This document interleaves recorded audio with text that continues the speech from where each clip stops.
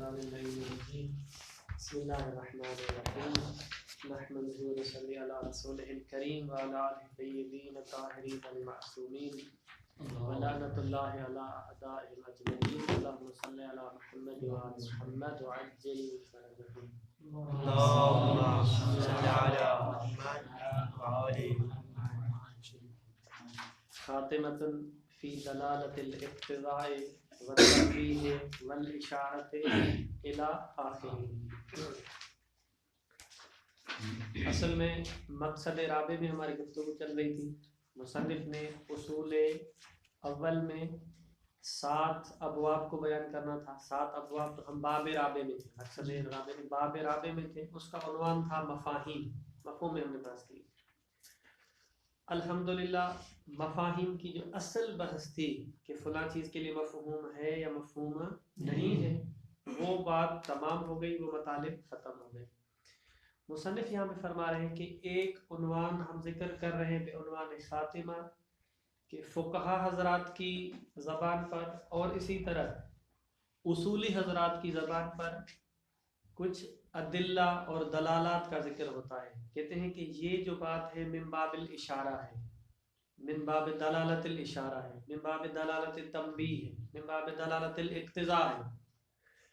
ایسی بات کرتے ہیں، لیکن وہ جو باب اقتضاء ہے، دلالت ہے، اشارہ ہے، اس کی بحث کہاں ہوئی ہے، اصول کے کس کونے میں اس کو مطرح کیا گیا ہے، یہ ملتا نہیں ہے۔ لہذا ہم کوشش کر رہے ہیں کہ بے عنوان خاتمہ، مصنف فرماتے ہیں بے عنوان خاتمہ کچھ چیزوں کو آپ کی نظر کرے تاکہ یہ بات فائدے سے خالی نہ رہے۔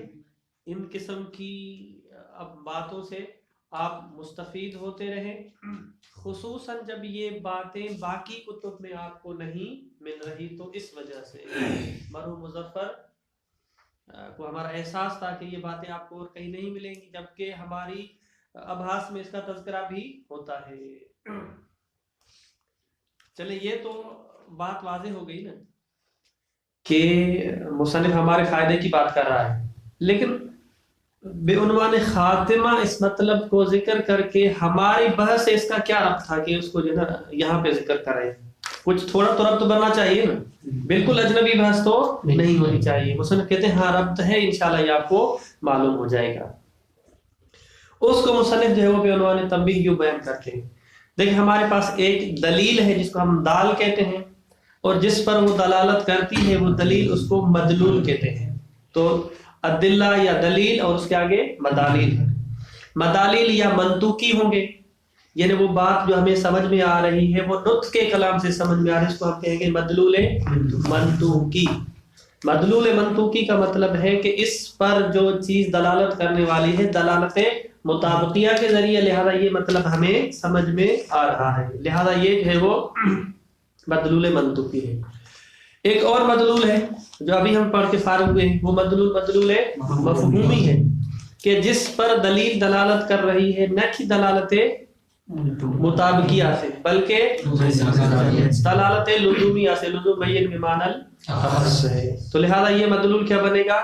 مدلول مفہومی بنے گا۔ ایک منطوقی ہو گیا اور ایک جو ہے وہ مفہومی ہو گیا۔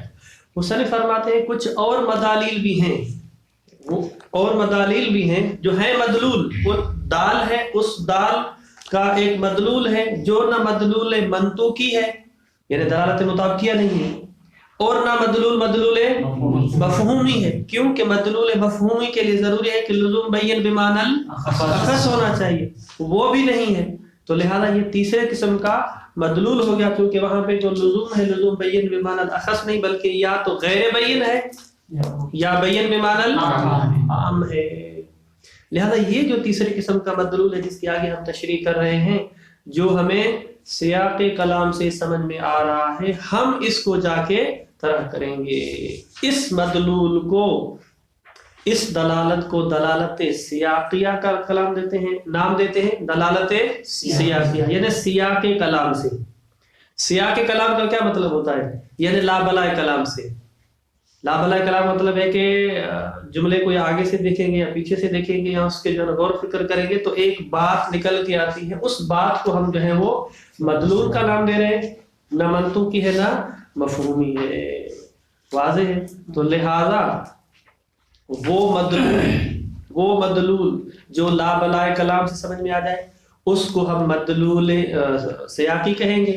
اس مدلول سیاقی کے اندر جو ہے وہ 3 دلالات ہیں، دلالت اقتضاء، تنبیہ اور اشارہ. ہر ایک کی جو ہم الگ الگ سے بحث کریں گے. واضح ہے؟ پہلے اس کو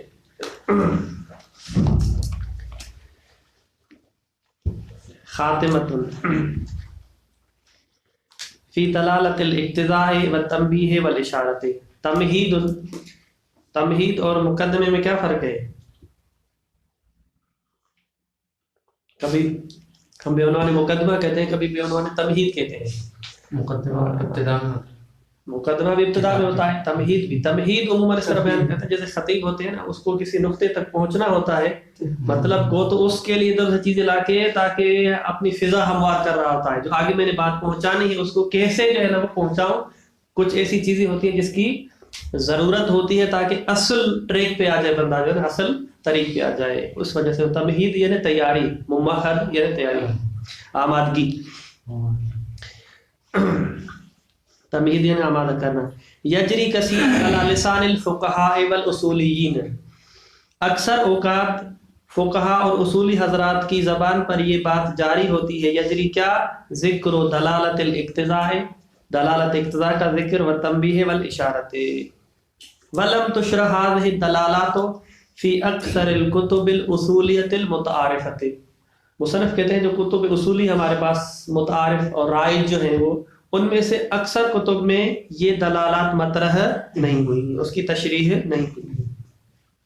وَلِذَلِكَ رَأَيْنَا، اس وجہ سے ہمارا خیال یہ ہے کہ نبحث عنہا بشیء من التفصیل، کہ ہم بحث کریں ان دلالات کے بارے میں تھوڑی سی تفصیل کے حوالے سے، لفائدۃ المبتدئین، تاکہ برادران کو فائدہ ہو جائے، مبتدی حضرات کو. والبحث عنہا یقع من جہتین. مصنف فرماتے ہیں یہاں پر جو یہ دلالات ہیں اس میں سے ہم جو ہے نا وہ 2 جہات سے بحث کریں گے. الاولی فی مواقع هذه الدلالات الثلاث. پہلا جو ہے نا ان دلالت ثلاثہ کا موقع اور محل کہاں ہے، کہ آیا یہ منطوقی ہے، مفہومی ہے یا تیسری کوئی چیز ہے. اس کے بارے میں ہم بحث کریں گے کہ اس کا خانہ کہاں ہے، اس کی جگہ کہاں ہے، موقع کہاں ہے اس کا جو ہے نا. یا قوم من جہتین. الاولی فی مواقع هذه الدلالات الثلاث، کہ یہ دلالت جو ثلاث ان کا موقع اور محل کہاں ہے. وانہا من ای اقسام الدلالات، دلالت کے کس قسم میں سے ہیں. وثانیت یا وثانیت فی حجیتها، پھر وہ حجت بھی ہیں یا نہیں. الاولی جہت الاولی مواقع دلالت ثلاث، پہلا یہ کہ یہ کس قسم میں، کس کھاتے سے ہیں. قد تقدم ان المفہوم هو مدلول الجملۃ الترکیبیۃ اللازمۃ للمنطوق لزوما بینا بالمعنى الاخص. یہ بات پہلے گزر چکی ہے کہ مفہوم، وہ کہ مفہوم کو سمجھا رہے ہیں، ہو مدلول الجملۃ ترکیبیہ، مفہوم مدلول ہوتا ہے جملہ ترکیبیہ کا، یعنی مفرد کا مدلول نہیں ہوتا بلکہ جملے کا ہوتا ہے، اور جملہ بھی کیا ہوتا ہے، ترکیبیہ ہوتا ہے. اللازمۃ للمنطوق، اور یہ لازم ہوتا ہے اس منطوق کا، لزوماً بینا بمعنی الاخص، اور وہاں پر جو لزوم ہوتا ہے لزوم بینا بمعنی الاخص ہوتا ہے.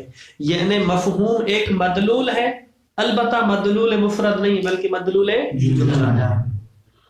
وَيُقَابِلُ الْمَنْطُوقُ الَّذِي هُوَ مَدْلُولُ ذَاتِ اللَّفْظِ بِدَلَالَةِ الْمُطَابِقِيَّةِ. اس کے مد مقابل منطوق ہے کہ جو منطوق مدلول ہوتا ہے ذات لفظ کا، جو دلالت مطابقیہ کے ذریعے ہمیں سمجھ میں آتا ہے. منطوق یعنی جہاں پر دلالت مطابقیہ ہو، آسان سی زبان میں.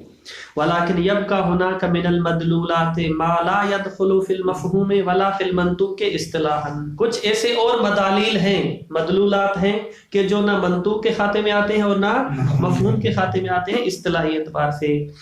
كما اذا دل الكلام بالدلالة الالتزامية على لفظ مفرد او معنى مفرد وَلَيْسَ مَذْكُورًا فِي الْمَنْطُوقِ صَرِيحًا. مثال پیش کریں کہ کلام دلالت کرتا ہے دلالت التزامیہ کے ذریعے.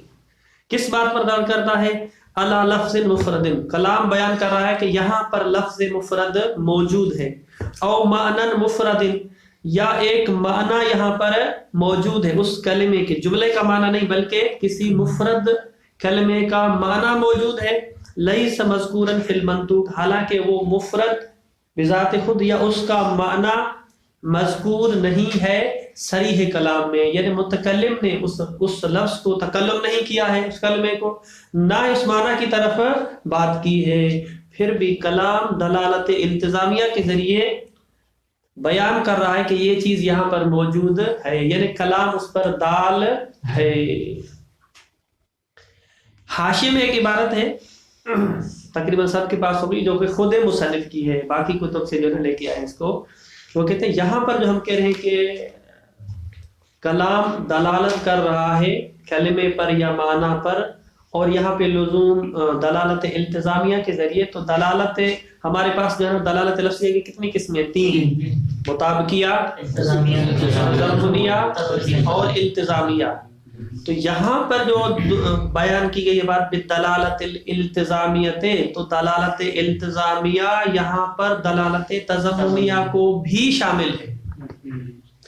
کیوں دلالت تضمنیہ کو شامل ہے؟ مصنف کہتے ہیں کہ ہم اس اصطلاح خاص میں استعمال نہیں کر رہے کہ جہاں پہ دلالت التزامیہ مد مقابل ہے مطابقیہ اور تضمنیہ کے، بلکہ التزامیہ کا مطلب ہے کہ اس کا لازمہ یہ ہے، لزوم بیان بمعنی الاخص نہیں ہے، اس کا لازمہ یہ ہے، مطلب ہے کہ تضمناً بھی اس کو شامل ہے، یعنی بضمن یہ ہے، یہ جب ہم کل کی بات کرتے ہیں تو بضمن اس میں جز آٹومیٹیکلی موجود ہوتا ہے، تو گویا کہ لازمہ اس کا یہ ہے، اس وجہ سے شامل ہے کس کو؟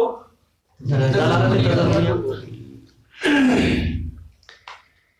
کیونکہ یہ ابھی تھوڑا سا اجمال ہے، ساری یہ بھی لفظ مفرد پر کیسے دال ہے، معنی مفرد پر کیسے دال ہے، یہ انشاءاللہ آگے جو ہے نا اس کی گفتگو ہو رہی ہے، اور آج کے درس میں گفتگو آئے گی، اس وجہ سے ہم اس کی تشریح وہاں پہ کریں گے۔ او اذا دل الکلام علی مفاد جملۃ لازمۃ للمنطوق، یا کلام دلالت کرتا ہے علی مفاد جملۃ، ایک جملے کے مفاد اور مطلوب پر کہ جو منطوق کا لازمہ ہے، الا ان اللزوم لیس علی نحو اللزوم بین بمعنی الاخص، لیکن وہاں پر لزوم بیان بمعنی الاخص نہیں ہے تاکہ مفہوم کے مدلول مفہوم کے کھاتے میں چلا جائے، اس وجہ سے ہم کہیں گے کہ یہ ایک اور قسم کا مدلول ہے۔ فإن هذه كلها لا تسمى مفہوما ولا منطوقا، یہ جو کلام دلالت کر رہا ہے مفرد پر، معنی مفرد پر، مفاد جملہ پر، یہ جتنی بھی باتیں ہیں سب نہ منطوق کے کھاتے میں ہیں اور نہ مفہوم کے کھاتے میں ہیں۔ اذن ماذا تسمى هذه الدلالات في هذه المقامات، ان دلالات کو کیا ہم نام دیں؟ دلالت منطوقی، مفہومی، یا کوئی اور چیز؟ واضح ہے۔ نقول الانسب ان نسمی مثل هذه الدلالة، کہتے ہیں کہ انسب اور مناسب یہ ہے کہ اس قسم کی دلالات کی جو تسمیہ گزاری ہے، نام گزاری ہے، علی وجہ العموم، عمومی اعتبار سے، جنرل نام جو اس کا ہم رکھیں، والدلالت سیاقیہ، اس کو ہم کہیں گے دلالت سیاقیہ، سیاق کلام سے، ایک ہوتا ہے سیاق اور ایک ہوتا ہے سباق، سیاق و سباق جو کہتے ہیں نا، سیاق و سباق سے، تو دلالت سیاقیہ۔ جب سیاق و سباق کہتے ہیں تو اس کا مطلب ہوتا ہے کہ کلام کا سیاق پہلے بعد والا حصہ، اور سباق کا مطلب ہے پہلا حصہ، سیاق و سباق۔ لیکن جب ہم صرف سیاق استعمال کرتے ہیں تو اس کے اندر سباق بھی موجود ہوتا ہے، جیسے فقیر اور مسکین نہیں ہے، اذا اجتمع افترق، اذا اجتمع افترق، واذا افترق اجتمع۔ جب ہم صرف فقیر بولتے ہیں کہ بھئی فقیر کو کھانا کھلاؤ، تو مطلب ہے فقیر مسکین جو بھی ہو، فقیر سے مراد پھر مسکین بھی ہوتا ہے، لیکن اگر فقیر اور مسکین کا الگ الگ تذکرہ کیا جائے تو پھر فقیر مسکین کو شامل نہیں، مسکین جو ہے وہ فقیر کو شامل ہے۔ تو معنی نفی میں بھی دلالت کے اگر ہم سیاق و سباق کہیں تو الگ الگ ہیں، یعنی کلام کا اگلا حصہ اور پچھلا حصہ، لیکن اگر ہم صرف سیاق کی بات کریں تو پھر دونوں کو شامل ہے، اس وجہ سے یہ بات کی۔ کما ربما یجری ھذا التعبیر فی لسان جملۃ من الاساطین لتکون فی مقابل دلالت المفہومیت والمنطوقیت، بالکل کہتے ہیں یہ تعبیر جو ہے وہ استعمال ہوئی ہے، جاری ہوئی ہے جملت من الاساطین، اساطین وہی بزرگان بڑے بڑے علماء کی زبان پر، البتہ مفہوم اور منطوق کے مد مقابل. والمقصود بہا علی ھذا، بہا یعنی بالدلالت سیاقیہ، اس جس کا ہم نے ایک جنرل سے نام رکھا کیا، دلالت سیاقیہ، یعنی وہ دلالت، وہ مدالیل جو نہ منطوقی ہیں نہ مفہومی ہے، وہاں پر جو دلالت ہے دلالت سیاقیہ، یہ اس کا عمومی نام ہے جس کے اندر 3 اور چیزیں موجود ہیں. ان سیاق الکلام، کلام کا جو سیاق و سباق ہے، یدل علی المعنی المفرد، وہ معنی مفرد پر دال ہے، او المرکب، یا جو ہے معنی مرکب پر دال ہے، او اللفظ المقدر، یا کلام دلالت کرتا ہے کہ یہاں پہ ایک لفظ تقدیر میں موجود ہے.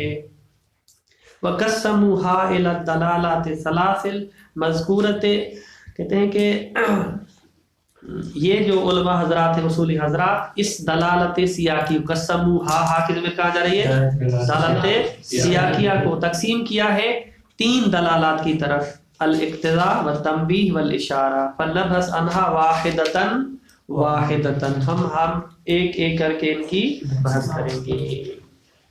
بس یہاں تک ہم پہنچے کہ ہم اب ایسے مدالیر اور ادلہ کے بارے میں بحث کرنے جا رہے ہیں نہ جن کا ربط نہ منطوق سے ہے اور نہ مفہوم سے ہے.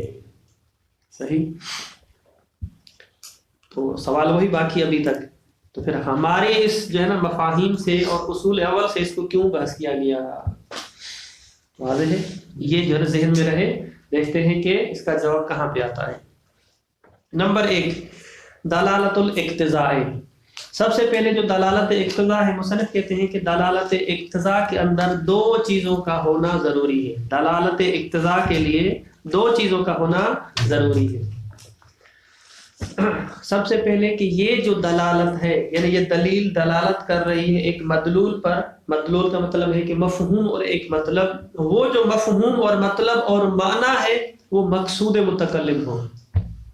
ٹھیک ہے، ایسا نہیں کہ متکلم وہ بیان ہی نہیں کرنا چاہ رہا، کلام ویسے ہی اس کی بات پر دال ہے، نہیں، وہ مدلول وہ مطلوب مقصود متکلم ہو. دلالت اقتضاء میں پہلی چیز ضروری ہے.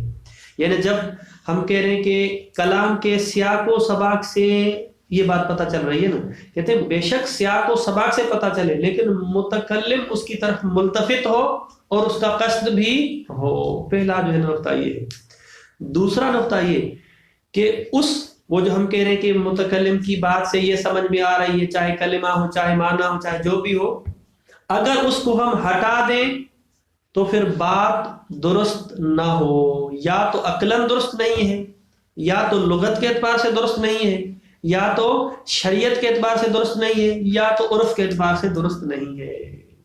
دوبارہ دوسرا نقطہ کیا ہے کہ ہم کہہ رہے ہیں کہ کلام دلالت کر رہا ہے ایک چیز پر، وہ مفرد ہوگی چیز یا مرکب ہوگی یا جو ہے وہ معنی ہوگی، جو بھی چیز ہوگی.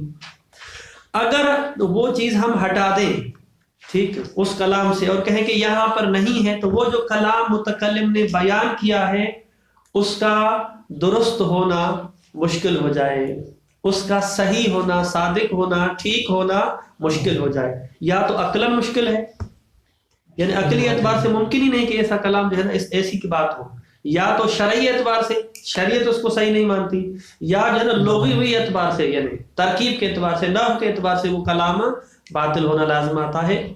اس وجہ سے ہم مجبور ہیں کہ کہیں کہ کلام دلالت کر رہا ہے کہ یہاں پر یہ کلمہ یا یہ معنی موجود ہے. واضح ہے. اگر یہ 2 نقطے موجود ہیں تو ہم کہیں گے کہ اس قسم کی دلالت کو دلالت اقتضاء، یعنی یہ دلیل تقاضا کر رہی ہے، یہ دلیل تقاضا کر رہی ہے کہ یہاں پہ یہ لفظ ہونا چاہیے. اس وجہ سے تقاضا کی بنا پر ہم نے اس کو دلیل اقتضاء کا نام دیا. واضح. اس کی 5-6 جو ہے مثالیں اور مورد مصنف بیان کر رہے ہیں، تو ہم خارج سے بیان کریں گے تو فائدہ نہیں، اس وجہ سے عبارت میں بیان کریں گے.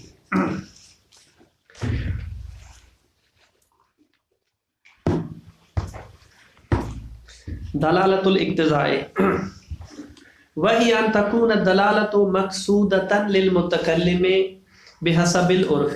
کہتے ہیں کہ یہ دلالت جو ہے وہ یہ مقصود متکلم ہوتی ہے.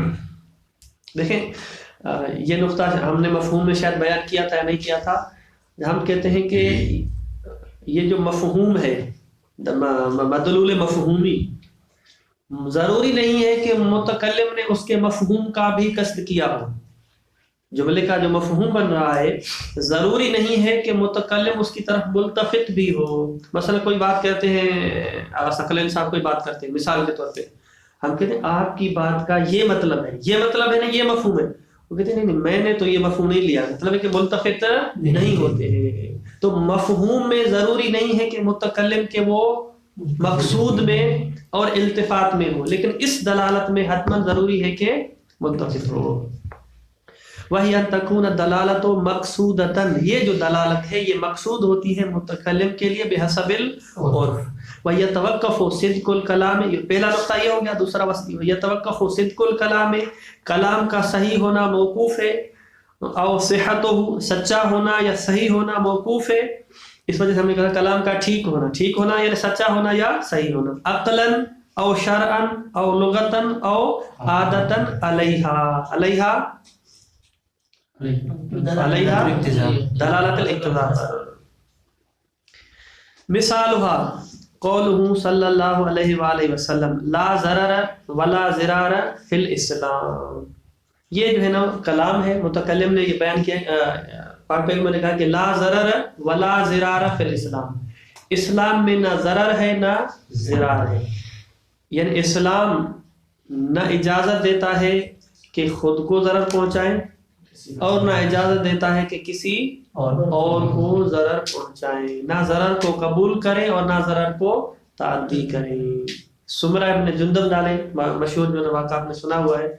ایک شخص تھا، تو ایک انصاری تھا مدینے میں، اس کے جو گھر تھا کھیت کے قریب، اس کے ساتھ زمین جو تھی سمرہ ابن جندب کی تھی، وہ بھی مسلمان تھا.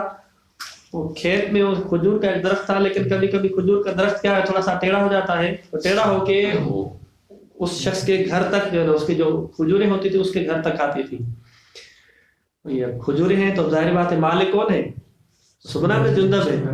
یہ بیچارہ ابھی صبح صبح اٹھا نہیں ہے، جو انصاری تھا گھر کا جو مالک تھا یہ آ کے دروازہ کھٹکھٹاتا تھا، تو میں نے نہیں جانا ہے جا کے کھجور اتارنی ہے. عموماً عادت یہ ہوتا ہے، لیکن یہ ایسا شخص تھا کہ کھٹکھٹانے کے بغیر جو ہے نا وہ بس یا اللہ کیے بغیر سیدھا جو جا کے پھل اتار لیتا تھا اور اپنی کھجور کو دیکھ لیتا تھا. تو وہ تنگ آ گئے، آتے ہیں تو کم از کم ہمیں بتائیں ہمارا گھر ہے، خواتین پردے میں ہے یا نہیں ہے، کیا مسئلہ ہے، بندہ کبھی بنیان میں ہے کبھی جو ہے ٹراؤزر میں ہے. چلا آخر ہی جو ہے وہ تو کہتا ہے میری کھجور ہے میری مرضی، وہ میرا جسم میری مرضی. ہمارے پاکستان میں یہ ٹرینڈ چلا ہوا ہے. اس شخص نے کہا میری کھجور میری مرضی، میرا درخت میری مرضی. تو پاک پیغمبر نے اس کو بلایا، بلانے کے بعد کہا کہ دیکھیں اب آپ اس کو یہ اذیت مت دیں اور آپ بتا کے آئیں. اس نے کہا نہیں میں نہیں بتا کے آؤں، نہیں آؤں گا. اس نے کہا اچھا ٹھیک ہے، ہم اس کھجور کے بدلے جو ہے نا ہم آپ کو ایک اور کھجور دے دیتے ہیں تو اس کی ہو جائے. اس نے کہا یہ بھی میں نہیں کروں گا. تو پاک پیغمبر نے کہا اس کو کہ چلیں اس ایک کھجور کے بدلے میں ہم آپ کو جنت میں ایک کھجور دیتے ہیں، اس کے پیسے بھی دیتے ہیں آپ کو. کہتے ہیں یہ بھی مجھے قبول نہیں ہے. جتنی آفر کر سکتے تھے پاک پیغمبر آفر کی، لیکن اس نے قبول نہیں کی. تو وہاں پر پاک پیغمبر کہا لا ضرر ولا ضرار فی الاسلام، اسلام میں کسی کو نقصان پہنچانا، کیونکہ اس بیچارے کی ظاہر بات ہے وہ کہ کسی کام میں مشغول ہیں کیسے ہیں.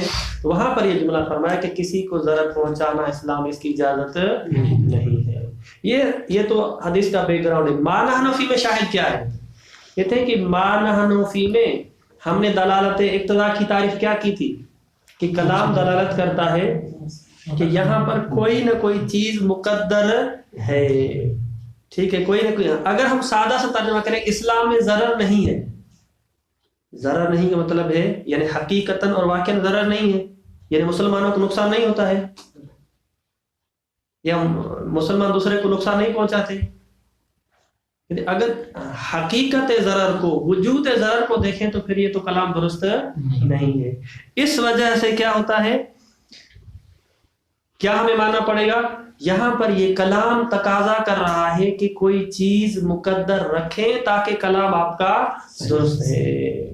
تو ہم نے یہاں پہ کہا کہ خود کلام بول بول کے کہہ رہا ہے، دلالت اقتضا تقاضا کر رہا ہے کہ کہیں کہ لا حکم ضرری ولا حکم اضراری، حکم ضرری بھی نہیں ہے اور نہ حکم اضراری ہے. تو حکم کو ہم نے یہاں پر مقدر رکھا. ٹھیک، اس کے بغیر اگر آپ حکم کو نہ رکھیں تو بات غلط ہو جائے گی، کیونکہ ضرر اسلام میں نہیں، حالانکہ دیکھ رہے ہیں اسلام میں ہے. تو لہذا کلام کیا ہے؟ کذب لازم آئے گا. اس وجہ سے ضروری ہے کہ ایک چیز کو ہم مقدر رکھیں. واضح ہے؟ فَإِنَّ صِدْقَ الْكَلَامِ يَتَوَقَّفُ، کہتے ہیں کہ کلام کا صادق آنا، کیونکہ پاک پیغمبر نے کہا کہ ضرر نہیں ہے اسلام میں، حالانکہ ہم دیکھ رہے ہیں کہ ضرر ہے، تو پھر کیا رکھنا پڑے گا؟ کوئی چیز رکھے تاکہ فَإِنَّ صِدْقَ الْكَلَامِ يَتَوَقَّفُ موقوف علی تقدیر الاحکام، کہ مقدر میں آپ جو ہے نا احکام رکھیں، حکم رکھیں کہ لا حکم ضرری یا لا احکام ضرری والآثار شرعیت، اثر شرعی وہی حکم سے تعبیر ہے. لتکون ہی المنفیت حقیقتاً، تاکہ جب نفی کی جا رہی ہے لا کے ذریعے لا ضرر نہیں ہے تو کہیں کہ نا حکم نہیں ہے، تو واقعی حکم نہیں ہے. لتکون ہی یعنی احکام اور آثار، یہ جو آثار ہیں اس کی نفی کی جائے حقیقتاً. کیوں ہمیں یہ ضرورت پیش آئی؟ لوجود ضرر و ضرار قطعا عند المسلمین، اس وجہ سے یہ تو قطعی اور یقینی اور واضح سی بات ہے کہ مسلمانوں کے ہاں ضرر اور ضرار دونوں موجود ہیں. فیکون النفی المضر فیکون نفی للضرر باعتبار نفی آثارہ شرعیت و احکامہ.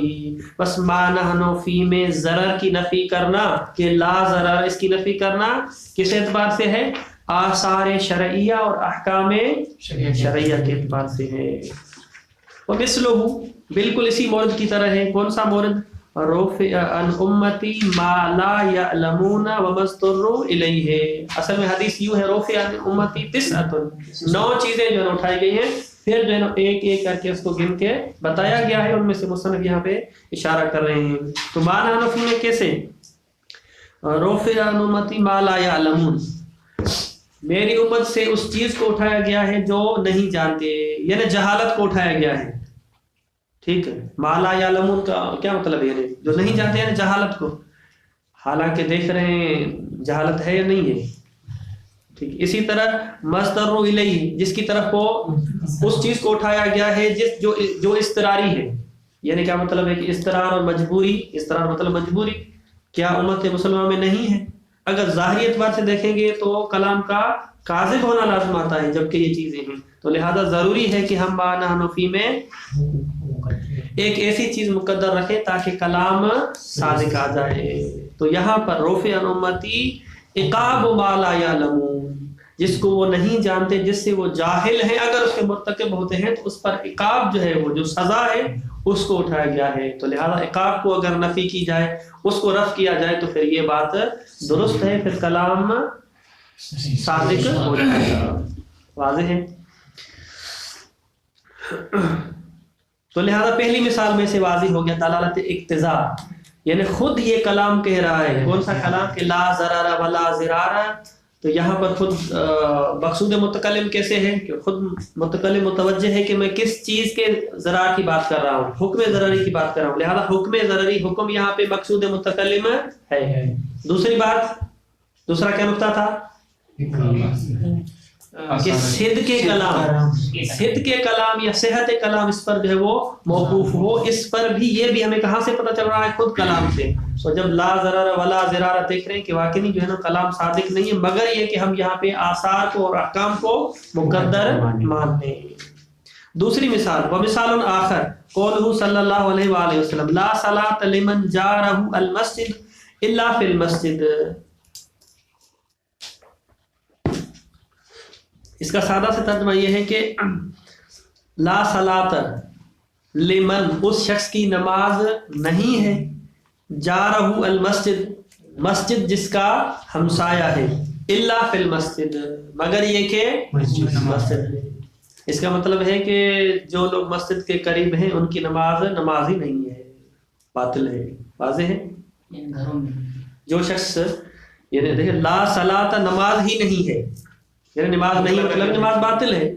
کس کی؟ لمن اس شخص کی، جارہ جس شخص کا جار ہے. کون سا جار ہے؟ کون جار ہے؟ مسجد. مسجد اس کا جیران ہے، یعنی مسجد اس کے ہمسائے میں. خلاصہ کلام یہ. تو یہاں پر یہ کلام بیان کر رہا ہے کہ یہ جو کلام ہے یہاں پر کوئی نہ کوئی چیز مقدر ہونی چاہیے، وَإِلَّا یہ بات درست نہیں. ہم کیونکہ دیکھ رہے ہیں کہ جو شخص گھروں میں نماز پڑھتے ہیں ان کی نماز صحیح ہے، واضح ہے. خود آپ بیان کریں. فَإِنَّ صِدْقَ الْكَلَامِ وَصِحَّتَهُ کہتے ہیں اس کلام کا صادق ہونا اور صحیح ہونا تتوقف علی تقدیر کلمت کاملتن. کاملتن جو ہے نا وہ مقدر مفعول پڑے گا، یعنی لا صلاۃ، یعنی لا صلاۃن، لا صلاۃ کاملتن، کامل نماز مرتبے کے اعتبار سے، رتبے کے اعتبار سے، فضیلت کے اعتبار سے. اگر کوئی شخص چاہتا ہے کامل نماز پڑھے تو اس کی کامل نماز گھر میں نہیں ہوگی. کہاں پہ ہوگی؟ مسجد میں ہوگی. کاملتن محذوفتن لیکون النفی کمال صلاۃ، کمال صلاۃ، تاکہ جو ہے نفی جو کی جا رہی کہ لا صلاۃ یعنی نہ کہ اصل وجود صلاۃ بلکہ کمال صلاۃ، لا اصل صلاۃ. دو مورد ہو گئے. تیسرا مثال خالص قول تعالی واسأل القریہ. یہاں پر یہ کہ واسأل القریہ، ٹھیک ہے، یہاں پر آپ قریہ سے سوال کریں. قریہ یعنی دیہات، گاؤں، شہر مثلا. تو آیا قریہ سے سوال کیا جا سکتا ہے؟ تو اس کا مطلب ہے کہ خود کلام بول بول کے کہہ رہا ہے، وہی اقتضا کر رہا ہے کہ یہاں پر کوئی نہ کوئی چیز مقدر ہے. تو یہاں پر کہتے ہیں کہ اصلا عقل جو ہے نا یہاں پر صرف وہ پہلی جو دوسری مثال تھی وہ لا صلاۃ والی کس کی تھی؟ کس کی؟ شرعی اعتبار سے. یہ جو مورد کہہ رہے ہیں کہ عقلی اعتبار سے درست ہی نہیں ہے کہ قریہ سے سوال کیا جائے. تو عقلاً کلام کا صحیح ہونا موقوف ہے کہ کوئی چیز مقدر میں رکھی جائے. تو یہاں پر جو مقدر میں رکھی جائے گی، یا تو ہم قائل ہو جائیں گے کہ کوئی چیز یہاں پہ کلمہ محذوف ہے. ٹھیک، کوئی کلمہ کیا ہے؟ محذوف ہے. دیکھیں عبارت میں تاکہ وہاں پر میں اس کی تشریح کروں. فَإِنَّ صِحَتَهُ اس کلام کا صحیح ہونا عقلاً تتوقف، صحت یعنی صحت موقوف ہے علی تقدیر لفظ اہل، لفظ اہل کو مقدر رکھا جائے. فَيَكُونُ مِن بَابِ حَذْفِ الْمُضَافِ. بس ہم کہنے وَاسْأَلْ أَهْلَ الْقَرْيَةِ. تو معنی حنفی میں کلام کہہ رہا ہے کہ کوئی چیز ہونی چاہیے، اور جو چیز ہم رکھ رہے ہیں وہ کلمہ اہل ہے. گویا کہ ہم کہنا چاہتے ہیں کہ یہاں پر اہل محذوف ہے، لہذا کلام جو ہے نا وہ یہاں پر حذف پر دال ہے. فَيَكُونُ مِن بَابِ حَذْفِ الْمُضَاف، اہل مضاف اور قریہ مضاف. او علی تقدیر معنی اہل، یا خود آپ کلمہ اہل کو جو ہے وہ مقدر نہ رکھیں بلکہ کیا کریں؟ معنی اہل کو مقدر میں رکھیں. ترجمہ کروں پھر اس کے آتا ہوں. فَيَكُونُ مِن بَابِ الْمَجَاز فِي الْإِسْنَادِ. پھر اس صورت میں مجاز در اسناد ہو جائے گا. مجاز کی جو ہے نا وہ 3 قسمیں ہیں. یہ میرا خیال ہے شاید کل اس کو بیان کریں گے، اس وجہ سے جلدی نہیں کرتے. ایک مجاز فی الحذف ہوتا ہے، ایک مجاز فی الکلمہ ہوتا ہے، اور ایک مجاز فی الاسناد ہوتا ہے. اس کی تشریح جو ہے وہ دیکھیں کل آتی ہے نہیں آتی ہے. 3 چیزیں ہیں جو ہے نا مجاز میں. تو یہاں پر ہم نے جو کہا کہ پہلے مورد میں مضاف محذوف ہے. واسأل القریہ سے مراد ہے کہ واسأل اہل قریہ. تو اہل خود کلمے کو ہم نے مقدر رکھا اور کہا کہ مضاف یہاں پہ محذوف ہے لے آتی ہے. دوسری مطلب خود کلمے کو ہم محذوف نہیں مانتے بلکہ کس کو محذوف مانتے ہیں؟ معنی کو محذوف مانتے ہیں. یہ تو نئی چیز ہوگی نا، معنی کو ہم کیسے مانیں؟ کلمے کو آپ محذوف نہیں مان رہے تو معنی کو کیسے؟ عجیب نہیں لگ رہا؟ کہتے ہیں کوئی عجیب نہیں ہے. وہ کیسے؟ کہتے ہیں کہ مجاز در اسناد میں کیا ہوتا ہے؟ مجاز در اسناد میں کہ ایک فعل ہے، ایک فعل، اس فعل کا جو فاعل ہے حقیقی، حق تو یہ ہے کہ نسبت اس کی طرف دی جائے تاکہ جو ہے وہ مجاز در اسناد لازم آئے. ٹھیک، مثال کے ہم کہہ رہے ہیں بھائی نہر بہ رہی ہے، ٹھیک ہے، حالانکہ کون سی چیز بہ رہی ہوتی ہے؟ ٹھیک ہے. جرل میزا، پرنالا بہ رہا ہے، حالانکہ کون سی چیز بہ رہی ہوتی ہے؟ پانی بہ رہا ہوتا ہے.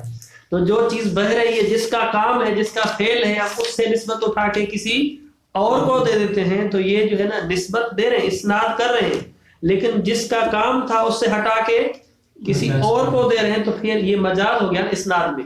اسناد مطلب نسبت، اور نسبت جس کا کام ہے اس سے چھین کے کسی اور کو دے دینا، یہ ہو جائے گا مجاز فی الاسناد. صحیح ہے. تو مجاز فی الاسناد میں کیا ہوتا ہے کہ جس کا جو فعل ہے حقیقتاً، ٹھیک ہے، ہم اس حقیقت سے ہٹ کے ذرا مجاز گوئی میں آ جاتے ہیں، مجاز گوئی میں آ جاتے ہیں اور پھر وہاں پہ مجاز گوئی کرتے ہیں. تو لہذا اس قسم کے مورد کو کیا کہتے ہیں؟ مجاز فی الاسناد. واضح ہے عبداللہ؟ مجاز فی الاسناد. ما نحن فی میں کیسے مجاز فی الاسناد لازم آتا ہے؟ کہتے ہیں کہ حقیقت تو یہ تھا کہ آپ جو ہے نا وہ اہل قریہ سے سوال کریں. سوال کا متعلق کون ہے؟ اہل قریہ ہے. حقیقت یہ ہے نا کہ کس سے سوال کیا جائے؟ گاؤں والوں سے کیا جائے. اب ہم کیا کر رہے ہیں؟ اس گاؤں کو بے منزلت اہل بنا رہے ہیں. ٹھیک ہے، ہم جو ہے نا اعتبار کرتے ہیں، جائگزین قرار دیتے ہیں قریہ کو اہل قریہ کے، گویا کہ قریہ بے معنی اہل قریہ. یعنی اس طرح ہم فرض کرتے ہیں وہ جس سے سوال کیا جانا چاہے تھا اس کی جگہ پہ کسی اور کو لے کے آتے، وہ کیا ہے؟ قریہ ہے، جس کی یہ حقیقت نہیں تھی. تو گویا کہ ہم ایک مجاز گوئی کر رہے ہیں. جب مجاز گوئی کر رہے ہیں تو اس کا مطلب ہے کہ یہاں پر مجاز فی الاسناد ہے. تو لہذا ما نحن فی میں اہل کلمہ مقدر نہیں رکھ رہے، بلکہ کہہ رہے ہیں کہ قریے سے مراد اہل قریہ ہے. ٹھیک ہے، کلمہ ہم نہیں لایا ہے. پہلے اور دوسرے فرق کیوں کریں گے؟ پہلے میں ہم خود اہل لے کے آ رہے ہیں تو لہذا یہاں پر مضاف کو محذوف مان رہے ہیں. واضح ہے، یہاں پر بھی مجاز گوئی کر رہے ہیں لیکن مجاز گوئی کلمہ کو محذوف مان کے. دوسرا جو ورد اس میں کیا کر رہے ہیں؟ خود کہہ رہے ہیں کہ یہ جو قریہ ہے اس کے اندر اتنی صلاحیت ہے کہ یہ اہل قریہ کا معنی دیتا ہے. جس طرح جرل میزاب اور پانی بہتا ہے، گویا کہ اس کو اس منزلت پہ رکھ رہے ہیں، اس کو یہ نسبت دے رہے ہیں، یہ اعتبار دے رہے ہیں. تو لہذا یہ اعتبار کلمے سے مربوط نہیں بلکہ کس سے مربوط ہے؟ معنی سے مربوط ہے. تو لہذا یہاں پر ہم اہل کا معنی مقدر میں رکھ رہے ہیں. واضح ہے سید قاسم؟ اب دوبارہ ترجمہ دیکھیے. فإن صحته عقلا تتوقف على تقدیر لفظ اہل فیکون من باب حذف المضاف. یہاں پہ جو ہے مضاف الیہ کو ہونے معذور او علی تقدیر معنی اہل، یا جو ہے نا یہاں مانیں گے کہ اس قریہ سے پہلے اہل کا معنی جو ہے نا وہ مقدر ہے. فیکون من باب المجاز فی الاسناد، یہاں پر جو ہے نا مجاز فی الاسناد جائے گا. یعنی کیسے؟ یعنی نزل القریۃ منزلۃ من یسأل عنہ، قریے سے سوال کیا نہیں جا سکتا لیکن ہم قریے کو اس طرح رکھ رہے ہیں کہ من یسأل عنہ ہو جائے گا. اس کو مجاز عقلی بھی کہتے ہیں، مجاز سکاکی بھی کہتے ہیں، اس کے مختلف جو ہے وہ نام ہیں. مثال رابع قولہم آتک عبدک انی علی الف. یہ جو مثال ہے، مثال کیا ہے کہ آتک یعنی آزاد کریں، عبدک اپنے غلام کو. مثلا الف کہہ رہا ہے، علی کہہ رہا ہے حسن کو، علی کہہ رہا ہے حسن کو کہ آتک عبدک، آپ اپنے غلام کو آزاد کریں میرے بدلے. ٹھیک ہے، میری طرف سے 1000 میں آپ کو دے رہا ہوں کہ اس غلام کو آپ میری طرف سے آزاد کریں. تو یہاں پر یہ جو کلام ہے شرعاً صحیح نہیں ہے، کیونکہ غلام ہے حسن کا. جب حسن کا غلام ہے تو وہ علی کے بدلے علی کی طرف سے کیسے آزاد ہوگا؟ واضح ہے. ضروری ہے کہ یہاں پر ہم ایسی کلام میں تبدیلی لے کے آئیں تاکہ یہ جو حسن کا غلام تھا پہلے علی کی ملکیت میں آ جائے. جب اس کی ملکیت میں آ جائے پھر یہ شخص وکیل بن کے اس کی طرف سے اس کو آزاد کرے. وَإِلَّا جب علی کی ملکیت ہی نہیں ہے تو علی کی ملکیت سے کیسے آزاد ہوگا؟ دیکھیں گے اس بات کو. فَإِنَّ صِحَّةَ هَذَا الْكَلَامِ شَرْعًا، یہ جو کلام کا صحیح ہونا ہے، صحیح ہونا موقوف ہے تتوقف علی طلب تملیکہ اولا لہ بألف، موقوف اس بات پر اللہ طلب تملیکہ ہی کہ وہ جو علی ہے پہلا جو شخص ہے طلب کر رہا ہے کہ تملیکہ ہی اولا کہ اس کو پہلے میری ملکیت میں دے دیں، یعنی مجھے بیچ دیں تاکہ میں اس کا مالک بن جاؤں. بألف، الف کے بدلے میں 1000 میں. کیوں؟ لأنه لا عتق الا فی ملک، جب اس کا ہے ہی نہیں، اس کی ملکیت میں نہیں ہے تو پھر عتق بھی نہیں ہوگا، آزاد بھی نہیں ہوگا. فیکون تقدیر ملکنی العبد، گویا کہ تقدیر میں یہ ہو جائے گا अतिक अब्दक मलिकनी अल अब्द, मेरी मिल्कियत में लेके आ जाएं, सुम्मा इतिकहु अन्नी, फिर उसको जो है वो मेरी तरफ से आज़ाद करें। तो माना नफी में भी यही जो है ना, जो मकसूद मुतकल्लिम है कि मेरी मिल्कियत में दे दे फिर आज़ाद करें, और दूसरा नुक्ता क्या था कि इसको तकदीर में नहीं लेके आएंगे तो कलाम शरअन सही नहीं होगा। वाज़ेह है। मिसाल खामिस कौल शायर, इमरुल कैस का जो है ना वो शेर यहाँ पे पेश कर रहे हैं, नहनु बिमा इंदना व अंत बिमा इंदक राज़िन व रायु मुख्तलिफुन, जो हमारे पास है हम उस पर खुश हैं, जो आपके पास है आप उस पर खुश हैं, हालांकि बात मुख्तलिफ है, आपके पास कुछ है हमारे पास कुछ है। वाज़ेह है। ये शेर की लताफत है ना, जो हमारे पास है हम उस पर खुश हैं, जो आपके पास है आप उस पर खुश हैं, व रायु मुख्तलिफुन, नजरियात हर एक के क्या है, मुख्तलिफ है।